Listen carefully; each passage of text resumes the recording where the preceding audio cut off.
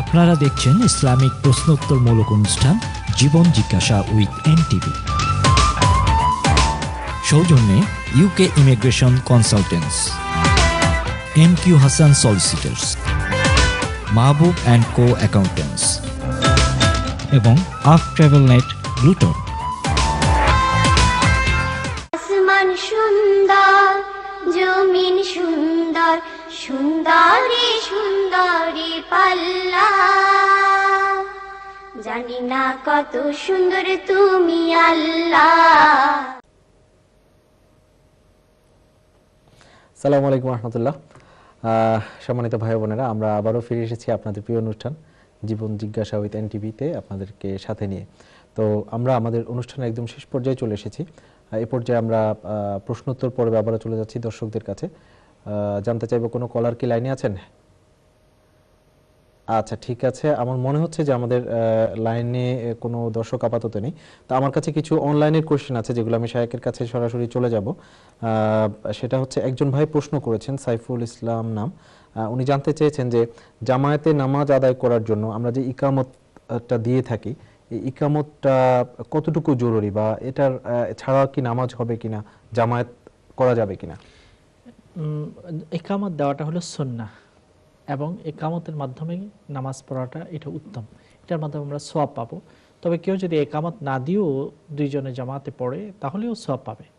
কারণ আল্লাহ নবী দুইজন সাহাবী বা তারা যখন বের হচ্ছিলেন ট্রাভেলিংয়ে, সফরে, তখন তাদেরকে বলেছেন, যখনই তোমাদের নামাজের সময় হবে আজান দিবে এবং একামত দিবে এবং তোমাদের মধ্যে একজন ইমামত করবে। এটা দ্বারা বোঝা যায় আজান এবং একামত দিয়ে নামাজ আদায় করা উচিত। তবে যেই এরিয়াতে আজান হয়, মসজিদ থাকে, ওই এরিয়ার আজানটাই পুরো এরিয়ার জন্যই যথেষ্ট হবে। তখন আর নতুন করে ঘরে আজান না দিলেও হবে, একামত দিয়ে নামাজ আদায় করতে হবে। তবে মনে রাখতে হবে, যদি কোনো ভ্যালিড রিজন বা কারণ না থাকে তখন মসজিদে গিয়েই জামাতে আদায় করতে হবে।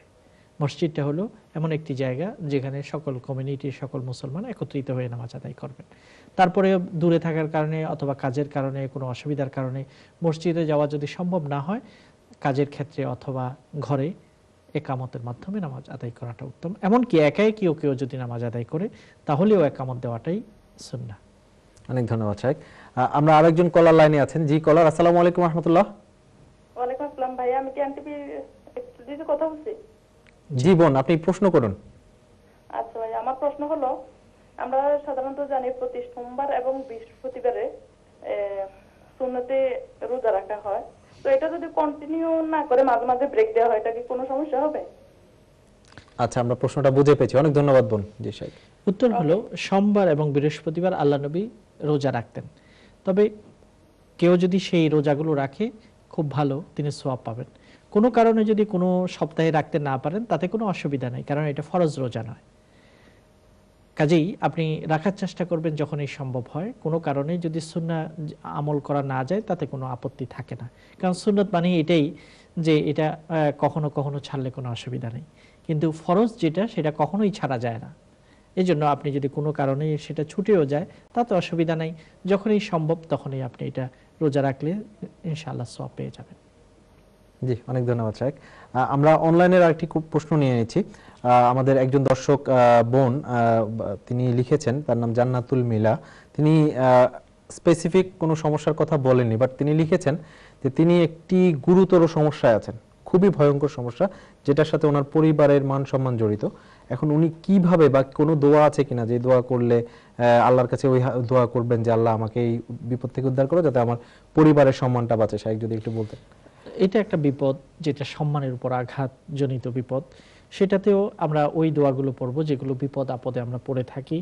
তার মধ্যে একটা হলো লা ইলাহা ইল্লা আনতা সুবহানাকা ইন্নী কুনতু মিনাজ জালিমিন, যেটা হযরত ইউনূস আলাইহিস সালাম বিপদে পড়েছিলেন, তখন আল্লাহ তাকে মুক্তি দান করেছেন। ফানাজ্জাইনাহু মিনাল গাম্মি, তাকে এই দুশ্চিন্তাগ্রস্ত অবস্থা থেকে মুক্তি দান করেছেন। ওয়া কাযালিকা নুনজিল মুমিনিন, তেমনি ভাবে আমরা বিশ্বাসীদেরকেও মুক্তি দান করি, আল্লাহ বলেছেন।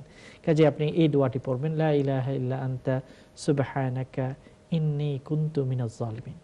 তাছাড়া হাদিসে অনেক দোয়ার কথা আছে। আমরা সহজ যে দোয়াটি, আল্লাহর নাম, ইয়া হাইয়ু ইয়া কাইয়ুম বিরহমাতিকা আস্তাগীথ, হে মহান চিরঞ্জীব আল্লাহ, তোমার এই রহমতের মাধ্যমে আমরা সাহায্য চাই। এভাবে আপনি পড়বেন। আর যা সালাতুল হাজা অর্থাৎ 2 রাকাত নফল নামাজ পড়ে আল্লাহর কাছে যাবেন, আল্লাহ যেন আপনাকে সম্মানিত করেন। আর সম্মান ও সম্মানের ব্যাপারে আরেকটা দোয়া আছে, এটা আপনি মনে রাখতে পারলে পড়বেন। সেটা হলো আল্লাহুম্মা জিদনি ওয়ালা তানকুসনি ওয়া আকরিমনি ওয়ালা তুহিন্নি ওয়া আকরিমনি ওয়ালা তুহিন্নি। হে আল্লাহ, আমাকে যেই নেয়ামত দিয়েছো সেটাকে কমিয়ে দিও না, বাড়িয়ে দাও, এবং আমাকে সম্মানিত করো, অপমানিত করো না। আল্লাহ নবী এই দোয়া পড়েছেন। কাজেই আপনার আরবি যদি মনে থাকে ভালো, নতুবা আল্লাহকে নিজের ভাষায় বলবেন, হে আল্লাহ, তুমি যে নেয়ামত আমাকে দিয়েছো সেটাকে বাড়িয়ে দাও, কমিয়ে দিও না, ছিনিয়ে নিও না, এবং তুমি আমাকে যে সম্মান দিয়েছো সম্মানকে বৃদ্ধি করে দাও, সম্মান হানি করো না, অপমান করো না। আল্লাহ তাআলা আপনাকে রক্ষা করুন। জি, শুকরিয়া শেখ। একজন কলার আছেন। জি, আসসালামু আলাইকুম ওয়া রাহমাতুল্লাহ। আসসালামু আলাইকুম। আসসালামু আলাইকুম সিস্টার, একটু জোরে কথা বলবেন কি? আমরা শুনতে পাচ্ছি না ভালো করে। আসসালামু আলাইকুম ওয়া রাহমাতুল্লাহ। ওয়া আলাইকুম আসসালাম। আসসালামু আলাইকুম ওয়া রাহমাতুল্লাহ। জি, আপনার প্রশ্নটি করুন। প্রশ্ন আছে জি, যে গড়ায় কি অবস্থায় মাথাতে ঘুমটা দেওয়া কতটুকু জরুরি? যেমন বাচ্চা স্বামীরা সামনে, বোন ফুতেরা সামনে কতটুকু জরুরি? মাথা খাপড়াকে চুল ডাকিয়ে রাখা। আর সেকেন্ড প্রশ্ন হইল জাকাতের বেলায় কি যে জাকাত দেয় না, তান দিতে পারেন না, তান দিলে জাকাত দেওয়া ঠিক আছে, এটা কতটুকু যে দিতে পারেন না আর কি জাকাত? তান জায়গা আছে, বাড়ি আছে, মনে করেন তাইলে জাকাত দেওয়া কতটুকু, তাই নাকি জাকাত দিই না হচ্ছে, এটা কতটুকু ঠিক আছে। জরুরি? জি বোন, আমরা প্রশ্ন বুঝে পেয়েছি, অনেক ধন্যবাদ। আসসালামু আলাইকুম ওয়া রাহমাতুল্লাহ। শেখ, প্রথম প্রশ্নটি হলো যে ঘরে যদি একাই কি থাকে, যেমন নিজের ছেলে আছে অথবা ভাগিনা আছে, এই জাতীয় থাকে, তখন মাথায় ঘোমটা রাখাটা জরুরি নয়, কারণ তাদের সাথে হিজাবটা জরুরি নয়। তবে মডেস্ট অবস্থায়, সুন্দর অবস্থায় ঘোমটা দিয়ে যতক্ষণ রাখা যায় সেটাতে সৌন্দর্য। কারণ এটার মাধ্যমে সন্তানরাও আমাদের কাছে মডেস্টি শিখবে। তখন ছেলে কিংবা ভাগিনা বা ভাতিজা তারাও যখন বড় হয়ে যায়, তখন তাদের সামনে যথাসম্ভব আবৃত অবস্থায় থাকা দরকার। বিশেষ করে গায়ে যেন কাপড় চোপড় ঠিক মতো থাকে, এই বিষয়টা খেয়াল রাখা দরকার। কারণ মুহরমের সাথে যেমন ছেলে, ভাই, এই জাতীয় যারা আছে তাদের সাথে পর্দা নেই, তবে স্পর্শকাতর জায়গাগুলোকে খুব ভালো করে ঢেকে রাখতে হবে। তবে স্বামীর ব্যাপারটা সবসময় ভিন্ন। শুধুমাত্র স্বামী থাকলে তখন যে কোনোভাবেই স্ত্রী থাকতে পারেন, কোনো অসুবিধা নেই। দ্বিতীয় হলো জাকাতের বেলায়, জাকাত ওই ব্যক্তিকে আমরা দিতে পারবো যে ব্যক্তি দুর্বল, তার এতটুকু ইনকাম নেই যেটা দিয়ে তিনি সারভাইভ করতে পারেন, টাকা পয়সা জায়গা জমিন কিছু আছে কিন্তু এটা দিয়ে তার চলে না, এরকম ব্যক্তিকে আমরা জাকাত দিতে পারবো। তবে যারা সুস্থ সবল কাজ করতে পারে তাদেরকে আমরা জাকাত দিব না, যদিও তার উপর জাকাত ফরজ নয়, তার জাকাত দিতে হয় না, এরকম ব্যক্তিকে জাকাত দেওয়ার দরকার নেই। কারণ আপনি যদি তাকে জাকাত দেন, তাকে অলস বানিয়ে ফেলবেন। সে যে কর্মক্ষমতা আছে, কাজ করার শক্তি আছে, সেটা অনেক সময় আপনার উপর ডিপেন্ডেন্ট হয়ে যেতে পারে, লোভ বেড়ে যেতে পারে। এই জন্য কর্মক্ষম মানুষ, যুবক মানুষ, কাজ করতে পারে, এরকম ব্যক্তিদেরকে বিশেষ কোনো প্রয়োজন ছাড়া জাকাত দেওয়ার দরকার নেই, বরং তারা পরিশ্রম করে উপার্জন করবে। কিন্তু যারা দুর্বল অথবা বিশেষ কোনো দুরবস্থায় পড়ে গেছে, সেটা থেকে তার উদ্ধার হচ্ছে না, তখন আপনি জাকাতের পয়সা তাদেরকে দিতে পারবেন। আশা করি আপনার প্রশ্নের উত্তর পেয়েছেন। ধন্যবাদ। জি, অনেক ধন্যবাদ শেখ। জি, আমরা আরেকটি কল নিচ্ছি। জি দর্শক, আসসালামু আলাইকুম ওয়া রাহমাতুল্লাহ। আসসালামু আলাইকুম ওয়া রাহমাতুল্লাহ। দর্শক শুনতে পাচ্ছেন? জি জি, আপনি শুনতে পাচ্ছেন আমাকে? জি, আমরা শুনতে পাচ্ছি, আপনি প্রশ্ন করুন। জি, আমার নামাজের নিয়ম নিয়ে, আসলে আমরা তো হানাফি মাযহাবের পুরুষরা এবং মহিলারা একটু ডিফারেন্ট ওয়েতে নামাজ পড়ি, এটা কি আসলে কতটা অথেন্টিক আপনার? কারণ এখন অনেক স্কলাররা বলছেন যে না, নামাজ প্রত্যেকের জন্য একই নিয়মে পড়বে, পুরুষ মহিলা। তো এই ব্যাপারটা একটু ক্লিয়ার করবেন কি? জি, অনেক ধন্যবাদ শেখ।